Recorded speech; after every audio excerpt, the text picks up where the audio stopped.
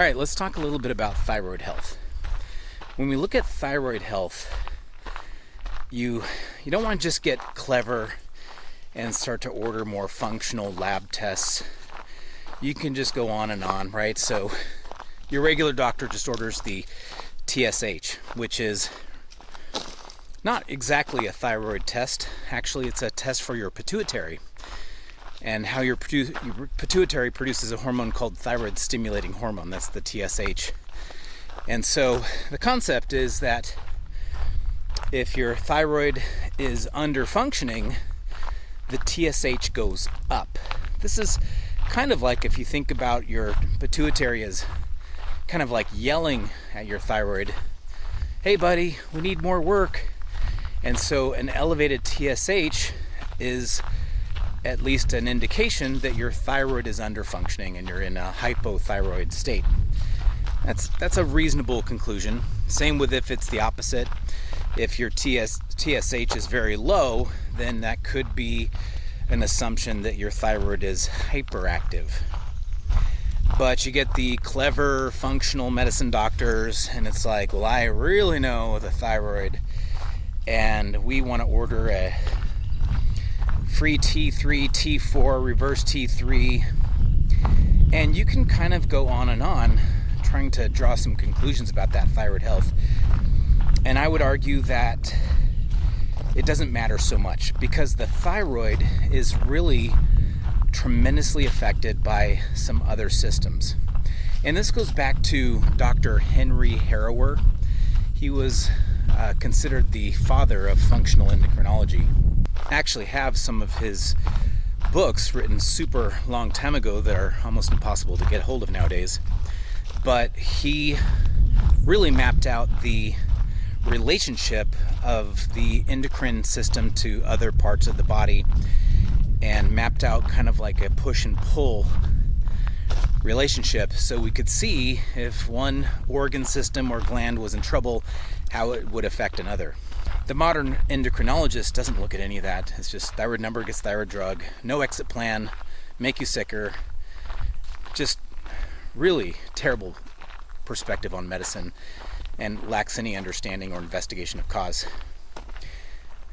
But also beware of the functional medicine doctor who's ordering exhaustive labs, charging a fortune, marking up the labs, only to indoctrinate you that labs mean something, but now I'm going to give you 12 supplements to solve it, and here it is on paper proving that you need my supplements. At that point, it just becomes a sales pitch. But good medicine requires first and foremost an understanding of that physiology. So when we're looking at the thyroid, you have to consider at least 3 major areas in the body. You have to consider the liver, and think 80% of T3, T4 conversion is occurring in the liver. If there's a congested liver, and this is subclinical, doesn't mean there's a liver pathology, just need a little bit of liver help, right? If there's a liver issue, you're going to have a thyroid issue. Fix that liver, and most thyroid cases turn around on their own. The next one is going to be blood sugar issues. So common. Well, you got to fix the blood sugar issues to also improve thyroid function. And the next big one would be the adrenal glands. These 3 areas, the liver, blood sugar issues, and adrenal gland function, need to really be assessed and considered first before jumping into any long-term medication or before taking a whole bunch of supplements that are for the thyroid when the issue may not actually be the thyroid.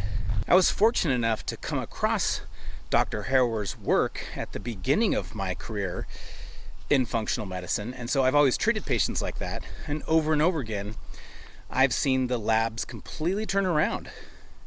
Patients with very clear abnormal thyroid panels improve radically when you're treating the root cause.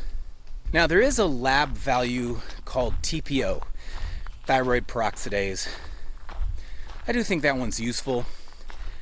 Doesn't mean I need it, because I can find my way around the case a lot of times without any labs. That's what a good intake does. And history, signs, symptoms, physical examination, all of these things count. But I do get patients who are getting labs from their MD and they ask me if I want to weigh in or ask anything additional.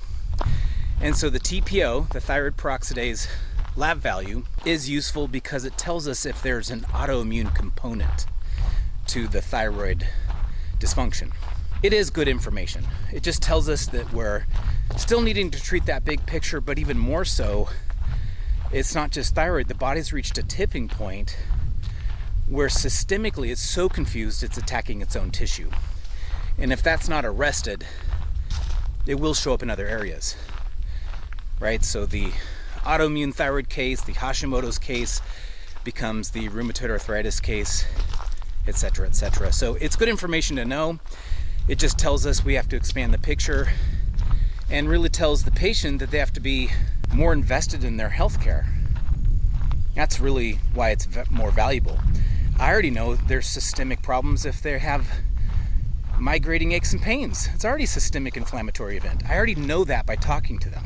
And it's so funny how we're trained to chase labs. I had a patient, she's super highly stressed, this new patient. She's got stress from all areas of her life. She's highly stressed emotionally and just work-life stress. So many things going on in her life. And she told me, she said, hey, one of her nurse friends is holistically minded and thinks that she should do a cortisol panel to see if her cortisol levels are elevated.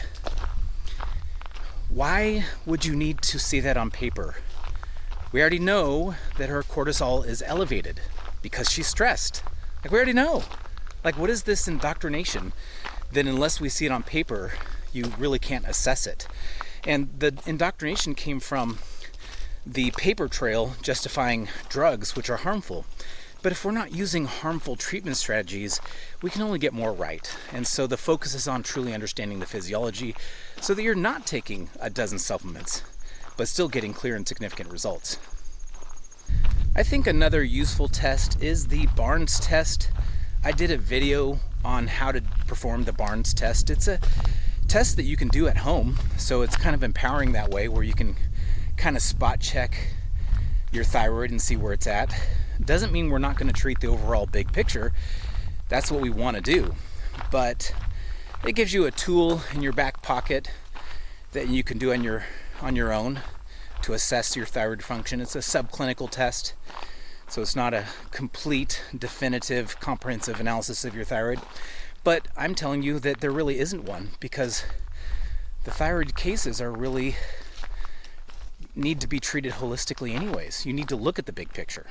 There are also a lot of patients of ours who are improving, but we know they have thyroid issues that are improving, and we're working on that big picture, but we want to do something maybe like thyroid treatment, like intro, something mild. So we might even add our Lugol's formula. That's what we use in patient care. Our product called Thyrodyne, which is an iodine product. The thyroid is an iodine hog. It just really helps out. And that's just treating deficiency. Some people come across information that if you're in the autoimmune category, you can never take iodine. It's not accurate at all. The thyroid needs iodine. But it is a consideration to take it slow, especially if you're in the hyperthyroid category where it's already overactive. We see a lot of those patients, and we just have some considerations for how we approach it. The last thing you want is a hyperthyroid to get worse, which can result in a thyroid storm, which is a medical emergency. We've never had that in our practice, but we understand it, and we're mindful of how to navigate that terrain of thyroid regulation. And then we do have cases where when the dust is settled and we've improved so much of the rest of the picture, they really do have a strong thyroid component that needs to be treated directly. And in those cases, we roll up our sleeves, we develop a custom herbal plant medicine formula to address it, and then we might use some of the thyroid glandular products we have in our clinical nutrition approach to really dial things in. If you think you have a thyroid issue, if you think your metabolism is sluggish because of your thyroid, it can affect so many things, not just weight gain, but energy levels, can even cause joint pain, irregular menstrual cycles, fertility issues. The thyroid affects so many parts of our body. It really does. But if you think you have a thyroid issue, it's better off to have a holistic intake so we know exactly where to start and what's going to be treating the root cause and ultimately solving the riddle for you as an individual.